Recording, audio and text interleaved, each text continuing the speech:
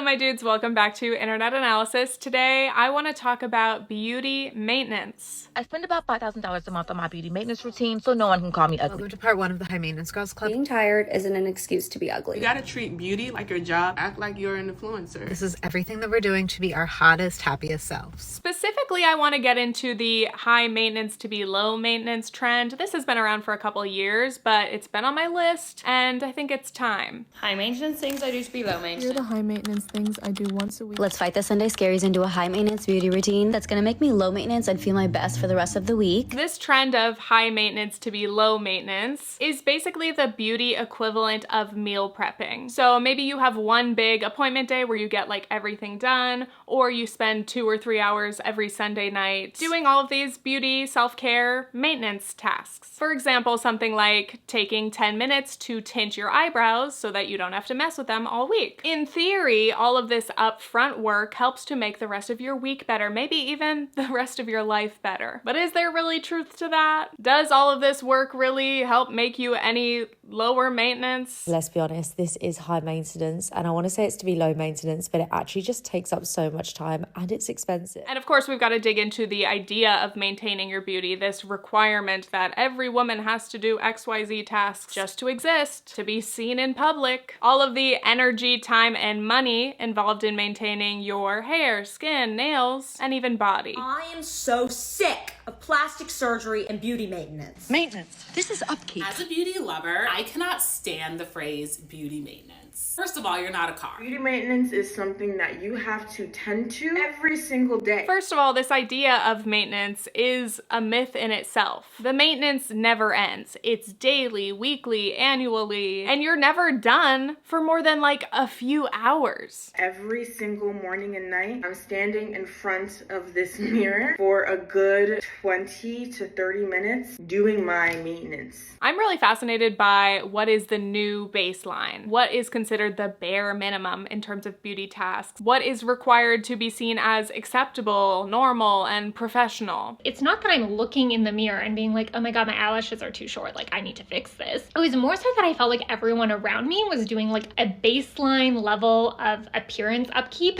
that I wasn't doing. It felt like it wasn't enough that I, had a professional outfit and I had my hair done, I had makeup on, like everyone around me was doing so much more. The goalposts have shifted so much in terms of everyday, usual, bare minimum maintenance, but also in how we think about certain treatments. Things that used to be considered very high maintenance or luxury or even extreme are now considered run-of-the-mill. Especially when I think about like things that used to be only for like celebrities and rich people, like Botox, are now like that's something we talk about in like the office lunchroom. I just think everyone is constantly getting work done. I mean, I hear people talk about what they want done like it's what's on their grocery list. Like we'll be at lunch and someone will be like, oh yeah, I want Barbie Botox. So on a day-to-day basis, many feel pressured to professionally maintain their hair, their brows, their lashes, their nails, and also to be getting intensive skincare treatments, facials regularly. You should be starting with your injectables. You should be doing Botox. You should be getting some fillers where you need it. You can't possibly show signs of aging, sagging, and it's not about going above and beyond. If you don't keep up with these things, you'll be judged as if you're slacking and failing to take care of yourself. But before we continue, this portion of today's video is sponsored by Casetify. My absolute favorite gifts to give or receive often involve photos and/or words of affirmation. I just think it is so sweet to be reminded of your memories together and why you care for each other. I love a nice card, but you know what's even better? How about a custom photo phone case that your loved one can literally carry with them at all times? So shout out to Casetify. They make it super easy to design your own custom cases. You can also customize with just text if that's more your style, but I personally am a photo girly. I decided to make a collage of our dog Clark to give to my husband. So you just pick the phone model and the style of case you want and upload your photos. I had so much fun going through my camera roll and picking all my favorite Clarky photos. And then you can move them around, see what looks the best, and then you can even like zoom and move each photo to adjust the fit. And now I'm on a roll. I'm thinking of everyone that I could possibly give a phone case to. What about my besties? They're married. What if I give them a case to commemorate our friendship? They can share it. They share clothes, they share everything. And my third idea is to make a little nostalgic phone case about our baby moon that was in France last year, just because it was precious. And here's how the cases turned out. They are so beautiful. They feel and look amazing. And obviously we're talking about phone cases here. So you know what? How's the quality? Are we gonna keep our phones well protected? Yeah, we are. Casetify cases are solid. They are made with premium materials and military grade protection. And I do unfortunately drop my phone quite a lot. So I'm excited. It'll still be safe, despite all my best efforts to break my screen. If you are still figuring out your holiday gifts, I highly recommend these custom Casetify cases. I love a gift that is not only practical, a phone case is gonna get so much use, but it's also personalized. It's sweet, it's nostalgic. Win-win in my book. You can click the link in my description or go to casetify.com/tiffanyferg to get 15% off your order. Make sure you shop soon to ensure on-time delivery. And obviously a big part of this is the influence of influencers, social media. Of course, these pressures existed in the past. There were beauty magazines where, you know, we would get our recommendations of what we needed to do and what we should buy. But now that we're all spending hours and hours scrolling every day, the idea of having 40-step routines for every part of your life is normalized. I stand in front of my mirror every morning and night. I think, do I need to tweeze my eyebrows? Am I gonna oil my scalp tonight for healthy hair growth? What do I need to incorporate into my skincare routine to spot treat or to get rid of hyperpigmentation or whatever? How can I improve my skin barrier? We're encouraged to start doing all of these things sooner and sooner. Preteens are obsessed with skincare and anti-aging. And the second you turn 20, you better start getting baby Botox because you're an old hag. Social media, and especially apps like TikTok, can be particularly insidious because of the way that you just get sucked in and you get introduced to things that you never would have considered, you never would have noticed, and now suddenly this is literally a new thing that you should be insecure about. The short mid-face trend has had a chokehold on us long mid-face girlies. Many people, especially online, are losing their sense of reality because the expectations are being warped by these, frankly, absurd routines. Here's my monthly maintenance routine to look and feel expensive. Morning and night skincare, shower routine, makeup, hair care. I get Botox every 3 to 6 months. Next to my facials and PRP injections for $500. I always have my nails done like every 2 weeks. I love getting my brows laminated and tint. I would love to do a lash lift and tint, which would be $110. Haircut and tone. Eyebrow threading for $50. Then I do laser genesis, acupuncture, Appalachian hair. Dermaplaning is not a daily activity, but there was some huge fuzz I couldn't stand. My Gel-X manicures and pedicures. I get a massage every 2 weeks. I work with a trainer. Then body sculpting and EMS twice a month for $700. I reach for my current body LED light therapy. Then my cheek filler. And then miscellaneous Botox because I'm a girl. $350. But that is not and should not be the standard for the average person when, again, hi, we're here in this terrible economy. But because of all this media and pressure, people are feeling compelled to have a 60-step beauty maintenance routine. I really think a lot of people are confused on what beauty services are luxury versus what's a necessity. And I struggle to figure out like where in the timeline of life we figured out that in your 20s you need nails and feet, hair, lashes, waxes, all done on a schedule every 2 weeks. I'm not trying to be rude, but like, who do you think you are? Like, you're not Big Lotto. You don't need everything done that much. But truly, who can afford all of that and who has the time? Basically, only influencers, because it is their literal job to look good. Doing their self-care or getting treatments done is the basis of their content. And they're either getting paid to promote this stuff, or at the very least, receiving products and treatments for free. It's just a completely different ballgame. Do not compare yourself to influencers. Similarly, it's not very helpful to compare yourself to people way outside your tax bracket or even like your age or life group. From TikTok and Instagram, you would think that everyone just has this amazing curated beauty routine and it can feel like a real struggle to keep up. Stop looking at everybody online. They're not living the same lifestyle that you are living. It is not normal to get a full body maintenance done every single month, especially if you're in your 20s and especially if you're in college. We have like high school students living at home or college students who are broke comparing themselves to grown women who have careers and tons of discretionary income. It is completely unreasonable to expect yourself to be able to keep up with that kind of spending or that kind of lifestyle. And you've probably heard this very popular response to this whole idea. Hey, you're not ugly, you're just poor. Have you ever heard the term, you're not ugly, you're just poor? Allow me to show you why that's true. Whenever you feel ugly, you need to remember so many normal people are getting like ridiculous amounts of work done. So many people you walk by have nose jobs, have like a shit ton of Botox, face filler everywhere. So the next time you're feeling bad about how you don't look naturally a certain way, please remember this is so much stuff. And I'm like, hold on, is that really a helpful point? Yes, it absolutely helps to be aware of how much work and time and money it takes to look like this influencer or this celebrity. It's very helpful for us to be reminded, hey, that's not natural, effortless beauty. But yeah, I just feel like that phrase, you're not ugly, you're just poor. It's like, well, now I still feel ugly because I can't dismantle the beauty standards in my brain. So I feel ugly and I'm broke, and I get to feel bad about that too. I can see why it's a popular catchphrase, but again, maybe not like the exact right messaging. And this is where we have to break down the higher low maintenance woman dichotomy, right? What do we think of when we think of either type of person? Being a high maintenance woman is typically seen as a bad thing. That's an insult. If you're high maintenance, you're snobby, you only care about your appearance, you're superficial. Whereas low maintenance means you're like a chill, cool girl. Like, think about how men often joke, take her swimming on the first date, as a test of like how natural and effortless a woman's beauty really is. Because a high maintenance woman would probably have all of her makeup melt off, and therefore she is bad. She is an unworthy woman. This could be a whole video in itself, but when it comes to men and how they talk about women and high maintenance women, avoid high maintenance women, don't date them. There's high maintenance in this sense, like the beauty maintenance sense, and then there's high maintenance within the relationship, like, oh, a woman who's needy or demanding, blah, blah, blah. Men will say, don't date a high maintenance woman because she's materialistic. She's only dating you for money so that you can pay for her hair, her nails. A high maintenance woman's gonna keep you broke. I'm so tired. But women think this and repeat these kind of ideas as well. Like, other women in the competitive dating pool also hate on high maintenance women because they've internalized all this bullshit from men. It's just funny that men want you to take care of yourself. They want you to look good. They want somebody they can show off. Yet somehow they don't actually want you spending time or money on that. Okay. Men claim to love women in sweatpants, hair tied, chilling with no makeup on. And then when they actually see a genuine woman in that condition, they're like, ew, not that. Take care of yourself. Have some respect. They famously think that no makeup is really like makeupless. You know, they just have no idea.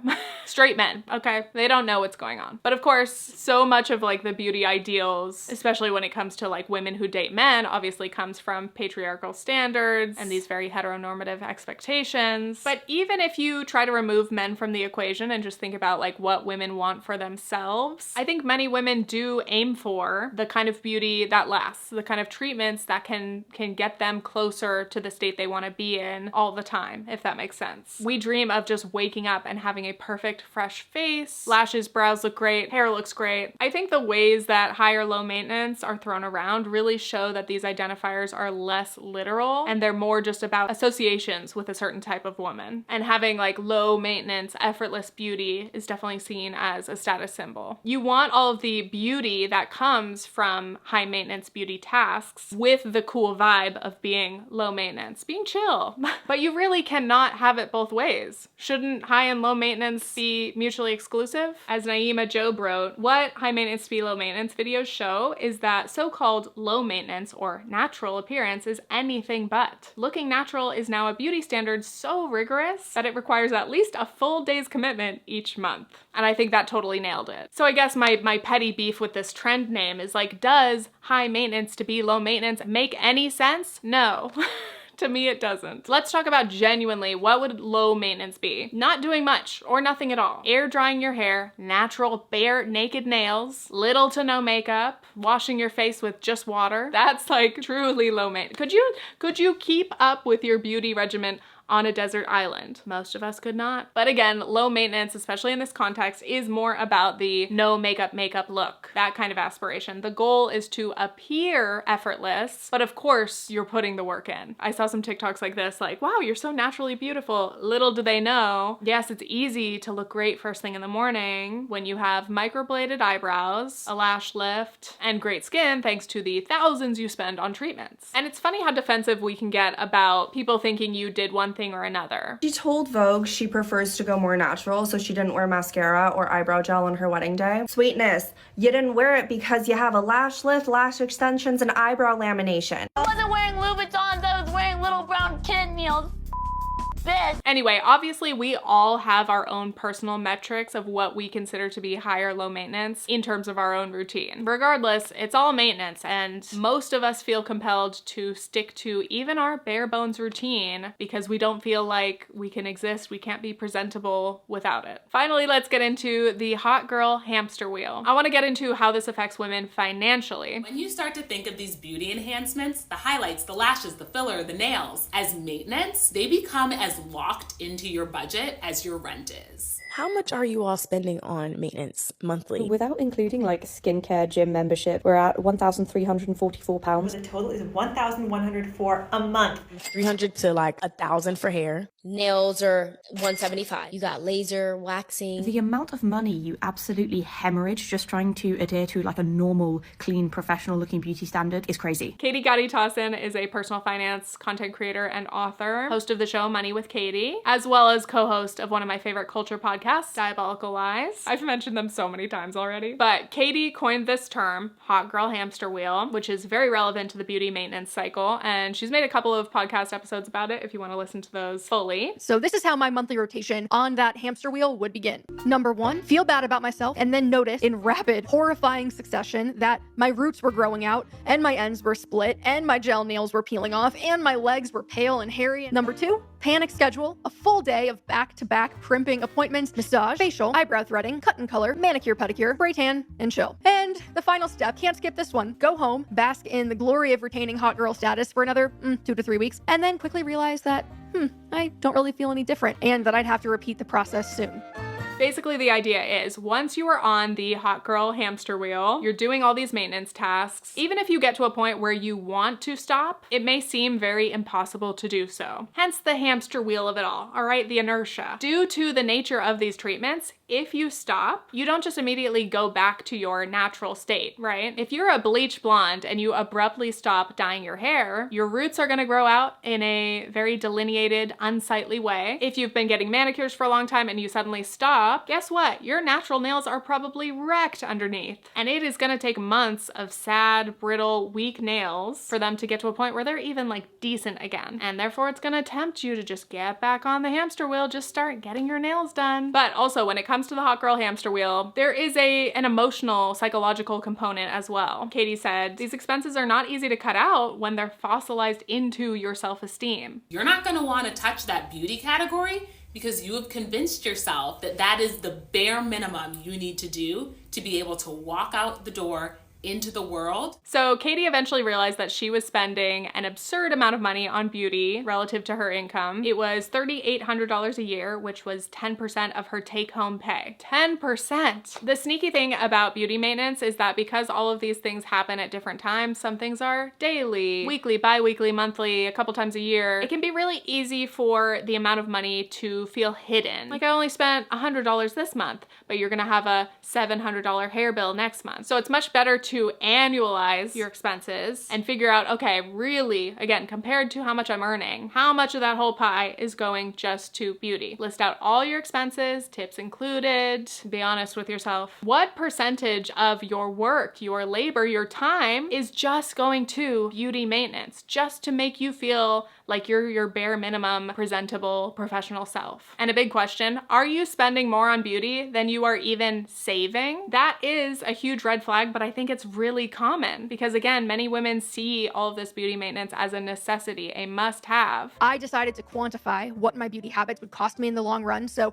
I whipped out the compounding returns calculator to see what would happen if I were investing this money instead. The opportunity cost of my current habits, a lifetime of conventional beauty standard adherence clocking in at $320 per month, was $1,001,728. Those calculators are so painful. Seeing the actual amount that you spend is bad enough, but the opportunity costs over time are way higher. Your exact situation may vary, but undoubtedly, many women cannot afford their beauty routines. Some have to get into debt to keep up with them. Others are barely saving or not saving at all because there is just nothing left. And again, I know the economy is very rough right now, but that is all the more reason to cut costs where you can. It's tough because maintaining your beauty can be a form of survival. So it's like when you're telling people just to survive, if you're thinking financially, okay, that means cut down bare bones budget, sure. But for many people, maintaining their beauty is part of survival. It's complicated. The truth is, at the time, I just did not make enough money to justify those habits. I needed to determine the highest ROI beauty spending I was doing and then ditch the rest. A helpful step would be to like audit all of the services that you're getting and ask yourself like, do I really need this? Does this really make a difference to me? Or is this just a nice to have? Because the nice to haves will keep you from what you need to have, which is a savings. Once you have a look at the whole big picture, then you can start ranking and prioritizing things. Which of these expenses is worth it and needs to be done professionally? Okay, I can afford that, that's great. But then lower down the list, you know, what actually can be cut out? What's not worth it? Or what can you DIY? Again, in this economy, it is a necessity to DIY pretty much as you can handle. You know, I'm all for paying people who provide services the money that they're worth, like with their skills, their time and everything, but it's getting out of hand. I've quit getting my nails done. I've quit getting my lashes done. I'm about to start cutting my own hair because a trim is gonna cost me $85. I'm sorry, but no. I believe in a woman's right to be hot and at an affordable cost. Welcome to part. High maintenance does not mean that you need to be paying $5,000 a month. Many people are cutting down expenses. We're trying to hunker down and hopefully be able to ride the wave. We're not in positions of being able to just throw money out the window. Again, some of these numbers are baffling to me as somebody who hasn't gotten involved in a lot of these services, but like spending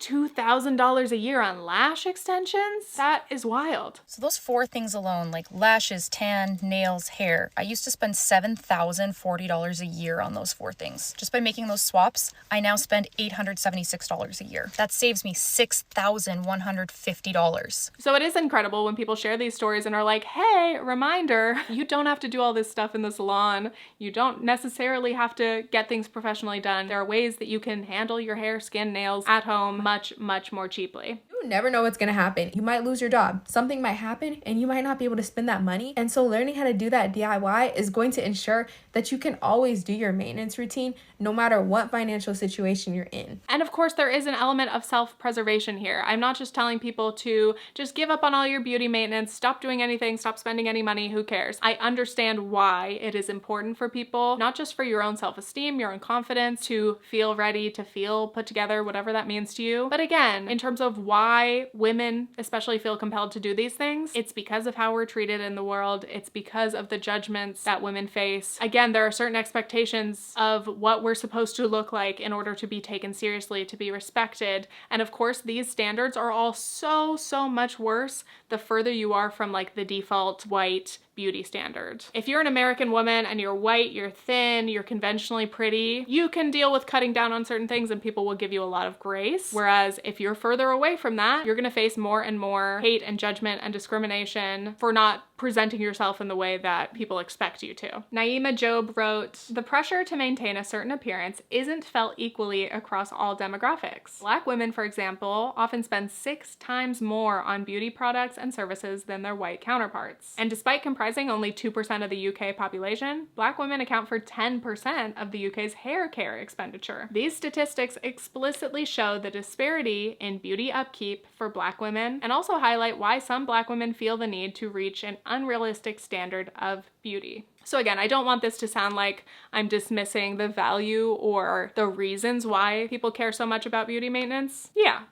Anyway, back to the script. The average woman, or even girl, is expected to know how to do her own hair and makeup, of course. But again, the goalposts are shifting now, okay? Now you have to do that and much more. You should be able to do your hair, skin, nails, manicures at home, acrylics at home, DIY lash lift. Why not? I remember when I was younger, all I used to do was play in makeup, and that's when I became really good at it. And then somewhere in adulthood, I just stopped. Like, I just became content with how it looked. I understand the playful spirit, okay? I get the idea of being like, you know what, we used to have fun with this. We used to play dress up and have fun practicing with our makeup. You have to keep practicing day in and day out like it's your job. But I definitely don't think that you should or should have to treat beauty like it's your job. We already have jobs. I gotta do my job. But for many women, beauty practically is a part-time job that they have to do. And guess what? It's unpaid. If anything, it's costing them money. Yeah, it's important to acknowledge that even even with DIYing a lot of these things, it takes a lot of work to get good at these tasks. And of course, it can still be incredibly time consuming and fairly expensive in order to buy all the tools and the materials. It's like, yes, you're cutting down on like probably thousands of dollars of cost and time, but it's like you're still expected to, for the most part, do these things. You're allowed to, okay, start DIYing your hair, start DIYing your nails, but you're not really allowed to be like, what if I leave my hair natural? What if I don't do my nails? Blasphemy. And last thing I want to say about this DIY thing is like, some of these tasks can be very dangerous. There's a reason that professionals do them. Again, we've seen people doing their nails at home. If you're painting with regular polish, cool, but now we have like gel and we have like at-home lights, and people have been learning how to do all these more advanced manicures at home, but maybe not having the knowledge of, again, how harmful these materials might be. A lot of people have been talking about getting various allergies because of doing their nails at home and like not fully curing them. Those are just risks that you just don't even know should be a consideration. And I learned that you can develop a gel allergy from doing your nails at home improperly. I thought that I was doing a good job, but turns out I wasn't. This is a public safety announcement. Do not do gel nails at home because I have an allergy to acrylates now. And because acrylates are in literally all of our fucking products, I can't use any of this nail polish. Also, the glue that they use for eyelash extensions and wigs, all of the materials that they use to make crowns, implants, veneers, and dentures. Also allergic to that. Then we've got people again doing their own lash lifts at home, messing around with your eyes. People are buying supplies off of Amazon. You don't know necessarily if that's the right stuff or how to handle it. There's just like so many risks here. You can literally go blind. We need to talk more about what is in these lash perm solutions, as they can be extremely harmful to the eye. You're leaving yourself at a much higher risk of getting a severe infection, sty, or even chemical burns that could scar the meibomian glands shut. DIY at-home lash clusters. And glues are more likely to get into the eyes and clog those glands that are supposed to produce oils, leading to styes, dry eyes, chemical burns, vision issues. So again, you can probably, you know, paint your nails very well at home. That is totally fine, but I definitely would never recommend messing with your eyes. It is not worth it. And we get to final thoughts. Again, this video is a little bit of a simpler one, a straightforward one. There's obviously so much more we could get into in terms of the feminism of it all, of course, the root of beauty standards and ideals, and I may just have to do some follow-up videos, add them back to the list. There's always more to be said. And yeah, it's like I feel conflicted because on one hand I want to be like, oh, just resist, like you don't have to do that, you don't have to do all these things, but that's easy for me to say as somebody who is admittedly pretty low maintenance with my beauty. I'm a pretty simple gal when it comes to beauty, skincare, hair, and again, that's not to say it in a pick-me way. I just truly can't be bothered. I don't have the talent for it. I don't have the interest in it. I'm not very skilled.